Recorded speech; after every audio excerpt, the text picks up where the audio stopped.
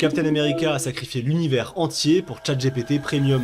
Quand Cap, Natasha et Falcon rentrent au QG des Avengers, Rhodey est en pleine visioconférence avec le secrétaire Ross, et regarde les types avec Ross. L'un de ses assistants, c'est Stephen McFeely, le co-scénariste du film, le gars qui a écrit Infinity War et Endgame avec Christopher Marcus, et qui signe la plupart des grands films au Captain America. Il se met lui-même dans le camp de ceux qui veulent arrêter les Avengers. Et dans la scène qui suit, on arrive au cœur thématique de tout le film. Vision propose la seule solution logique. Wanda détruit la pierre de l'esprit, il meurt avec, et Thanos perd définitivement. Une vie contre la moitié de l'univers. Le calcul est vite fait, mais Steve Rogers refuse.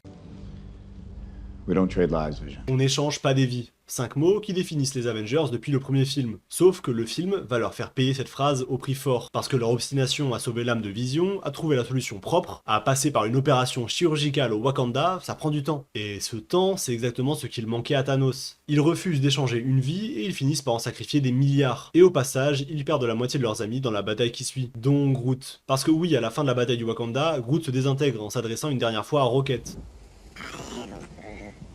Et ce dernier, je s'appelle Groot, il veut pas dire la même chose que les autres. James Gunn l'a confirmé lui-même sur Twitter après la sortie du film. Ce dernier, je s'appelle Groot, veut dire papa. Et pendant que tout ça se met en place, Strange, lui, est en train de se faire torturer dans l'espace. Ebonimo lui plante des micro-aiguilles dans le visage pour lui faire lâcher la pierre du temps. Et cette domination mentale, elle vient des comics. Là-bas, Ebonimo manipule et contrôle carrément l'esprit de Strange. Et c'est une défaite énorme quand tu sais que Strange, c'est un des esprits les plus puissants de l'univers Marvel. Mais l'ironie du film, elle est dans la réplique de Mo. Il précise que ces instruments étaient conçus pour la microchirurgie. Autrement dit, il torture Doctor Strange avec les outils de son ancien métier, le chirurgien le plus doué du monde torturé par un scalpel. J'ai fait une vidéo complète sur Avengers Infinity War pour le compte à rebours Doomsday, va la voir et abonne-toi.